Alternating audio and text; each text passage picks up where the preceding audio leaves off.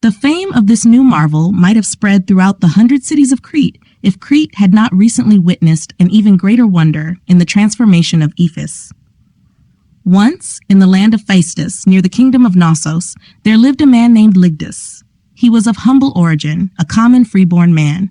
Although he was poor, his life and honor were unblemished. As his wife approached childbirth, he said to her, "I have 2 wishes, that you give birth with little pain, and that you have a male child. A girl would bring us much trouble, and we cannot afford to raise a daughter. I hate to say this, but if you give birth to a girl, we must put her to death. I command this reluctantly. Forgive me." Both he who gave the command and she who received it wept bitterly. Telethusa, his wife, continually pleaded with her husband, but her efforts were in vain. Lygdus remained firm in his decision. One night, as her pregnancy neared its end, Telethusa had a vision. The daughter of Inachus, accompanied by her followers, appeared before her bed. The goddess had the horns of the moon on her forehead, wore golden ears of corn, and a royal diadem. With her were Anubis, the barking god, the holy Bubastis, the multicolored Iphis, and the god who commands silence with a finger to his lips. There were also the Sistra and Osiris, forever sought after, and the foreign serpent filled with soporific poison. The goddess spoke to Telethusa as if waking her from sleep. "O Telethusa, my faithful follower, cast aside your worries and defy your husband's command. Do not hesitate to raise the child, regardless of its sex, when Lucina eases your delivery. I am a benevolent goddess. When invoked, I bring aid, and you will not regret worshiping me." Thus she advises her, and then leaves her chamber. The Cretan matron rises joyfully from her bed, and with pure hands raised towards the stars, prays that her vision may be fulfilled. When her labor pains increased, and the baby was born, a girl unknown to her father, the mother decided to raise her as a boy. No one knew the truth except the nurse. The father performed his vows and named the child after his own father, Iphis.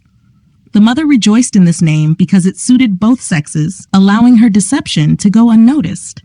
The child dressed as a boy, with a face that could belong to either a boy or a girl, and was beautiful either way.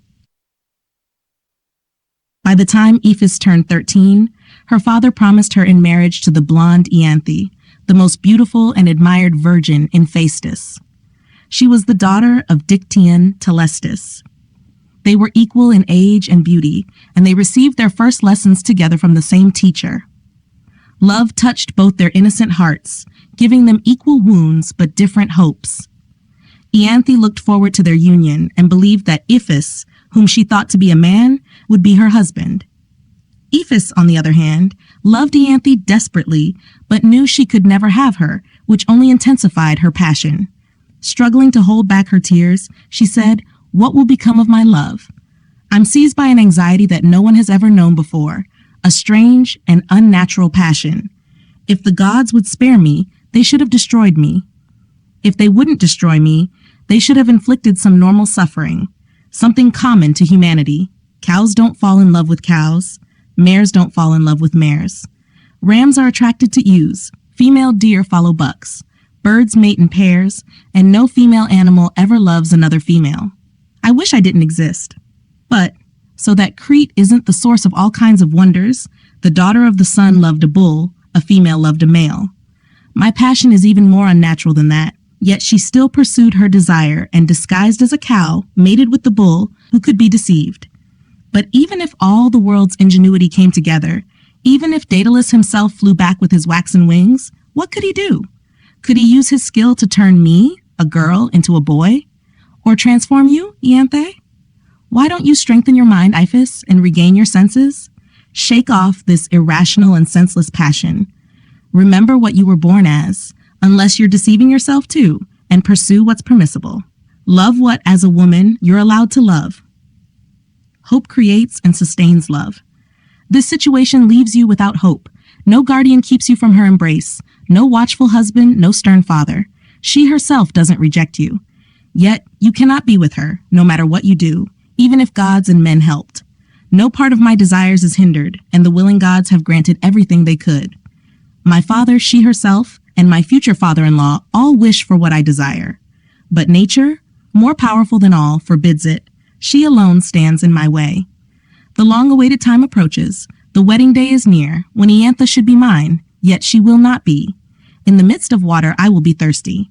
Why, Hera, guardian of marriage, and why, Hymenaeus, do you come to this ceremony where there is no husband and where both of us are women bound in marriage? With these words, she falls silent, her heart burning with a forbidden desire that mirrors her daughter's. Telethusa, torn between fear and longing, delays the wedding with fabricated illnesses and invented visions. But her excuses run dry, and the long-awaited wedding day dawns. On the eve of the ceremony, Telethusa removes the hair fillets from her own head and her daughter's, her hair unbound as she clings to the altar in supplication.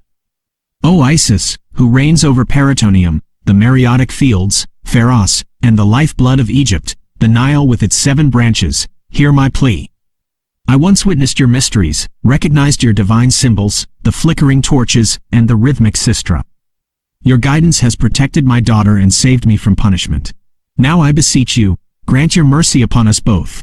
Tears streamed down her face as the goddess seemed to respond. The altar trembled, and the temple doors rattled. A faint glow, like moonlight reflecting off horns, emanated from within, accompanied by the clinking of sistra. Emerging from the temple, the mother remained anxious but hopeful, comforted by the auspicious sign. Iphis followed, her steps noticeably bolder. As they walked, a metamorphosis unfolded. Her delicate features hardened, her frame filled out, and her hair shortened. The transformation from maiden to man unfolded before their eyes.